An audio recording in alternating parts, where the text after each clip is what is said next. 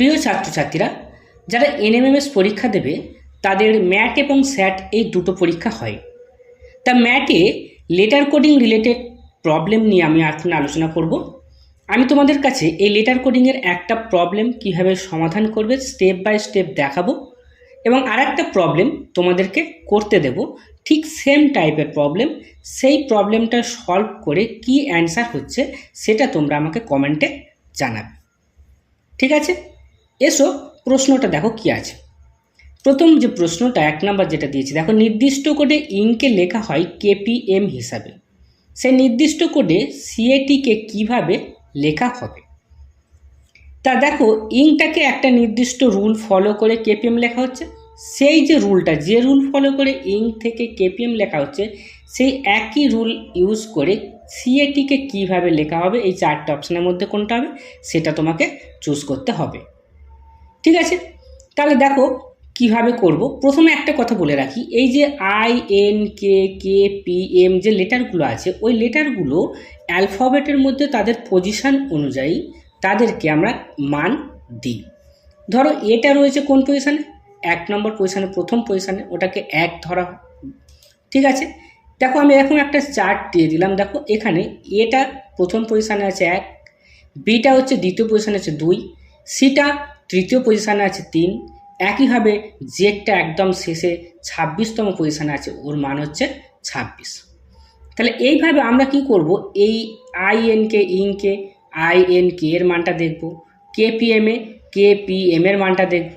ঠিক আছে, তাহলে দেখি যে কি রুল ফলো করে ইঙ্ক থেকে কেপিএমটা লেখা হচ্ছে। তা প্রথমে আমি কি করব, প্রথমে আমি হচ্ছে ইঙ্ক আর কেপিএমটাকে লিখে নিলাম। লেখার পরে এই INK এদের যে এই যে টেবিলের যে মানটা আছে সেই মানটা, অর্থাৎ পজিশন অনুযায়ী মানটা, সেই মানটাকে লিখে নিলাম। আইটা দেখো 9 নম্বর পজিশানে আছে, ওই জন্য আইটাকে 9 লিখলাম। তারপরে এন দেখো, এন কোথা আছে 14 লিখলাম। কে দেখো 11 লিখলাম। একইভাবে কেপিএম, কেটা হচ্ছে 11, দেখো কেটা 11 রয়েছে, পিটা হচ্ছে 16 রয়েছে, 16 লিখেছি।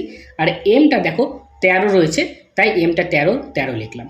ঠিক আছে, এবারে একটা জিনিস দেখো, এদের মধ্যে একটা রুল ফলো হচ্ছে। আইটা 9 ছিল, এটা প্রথম লেটার, আর এর প্রথম লেটারে কি কে আছে, তাহলে 9 থেকে 11 হয়েছে, তাহলে কত, 9 থেকে 2 বাড়লো, বেড়ে 11 হলো। ঠিক আছে, আবার দেখো তাহলে 2 বাড়লে দেখো এখানে আই 9 রয়েছে, 11 হচ্ছে কি কে পেলাম। ঠিক আছে, এনটা 14 আছে, 14 থেকে পি এলো কত 16, দেখো কত বাড়লো, তাহলে 2 বাড়লো। আবার একইভাবে কেটা 11 আছে, সেখান থেকে দেখো 2 বেড়ে 13 এলো, এমটা এলো।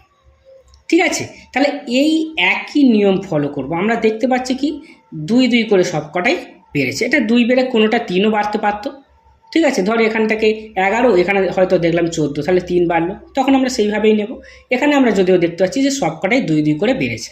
তাহলে আমি প্রথমে কি করব, আমার কাকে দরকার, ক্যাট সিএটিটাকে, তাহলে সিএটিটাকে আমি লিখে নিলাম।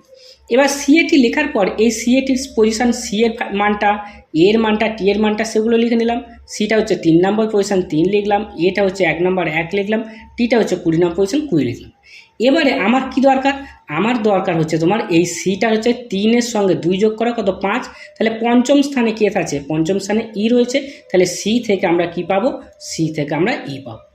এ হচ্ছে 1 নম্বর পজিশান আছে, এর সঙ্গে 2 যোগ করো, 2 যোগ করলে 3 নম্বর পজিশানে কি আছে, সি রয়েছে, তার মানে হচ্ছে সি হবে, এটা সি হলো। তারপর টিটা হচ্ছে 20 নাম্বার রয়েছে, তাহলে এর সঙ্গেও 2 যোগ করো, 2 যোগ করলে কত 22 নম্বরে কে রয়েছে, দেখো 22 নম্বরে ভি রয়েছে, তাহলে হচ্ছে টিটা ভি হবে। তাহলে ক্যাট থেকে আমরা পাবো কি ECV, অর্থাৎ আমাদের অ্যান্সার কোনটা, আমাদের অ্যান্সার হচ্ছে অপশান সি।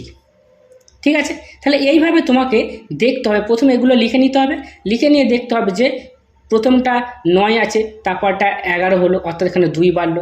একইভাবে দ্বিতীয়টা দেখতে হবে যে কী হচ্ছে, তৃতীয়টা এটা বাড়লো, আবার কমতেও পারে। ঠিক আছে, ধরো এখানে 9, এখানে হয়তো কমে গিয়ে হচ্ছে আরও 2 ঘর আগে কমে গেলো, হয়তো 7 চলে গেল, তখন 7 মানে হচ্ছে কী আছে দেখো, 7 মানে জি। এইভাবে আমাকে করতে হবে। ঠিক আছে, তা এই রুলটাকে ফলো করে, ঠিক আছে, তোমরা পরের প্রবলেমটা নিজেরা সলভ করবে।